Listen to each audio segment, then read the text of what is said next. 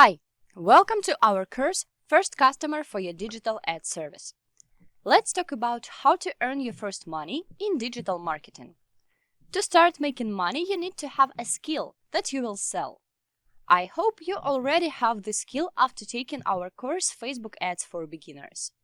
You already know how to use a Facebook lead form. You know how to launch an ad campaign. You know how to get leads. So it means you have a skill that can generate leads on Facebook. Now you need to learn how to sell this skill. So let's figure out how to do it. There are 3 ways to profit from your digital marketing services. The first is freelance. Second, in-house marketer in a company. And the third, in-house in a marketing agency. I already told you about this in the course Starting Career in Digital Marketing, so if you haven't watched it, it's better to start with it. But let's go over it step by step again, just to remind you. So the first option is freelance. This is when you work remotely, you are your own boss, you find your own clients and sell your Facebook marketing services. The second option, in-house marketer.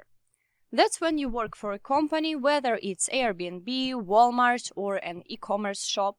I mean, it's a company that sells product or services and you work as a marketer in that company. The third option, working in-house at a marketing agency. The model of freelancer work is clear to everyone. So I want to focus your attention on the differences between the work of an in-house marketer in a company and marketing agency. When you work as an in-house marketer in a company, you work in one niche. You promote one product. If the company is small, you can be the one marketing specialist in the company, or there will be several other specialists. This means there will be few people who you can learn something from. And the problem that it's very hard to get a job as a marketer in a big company. You can't get a job as a marketer at booking.com if you are a beginner.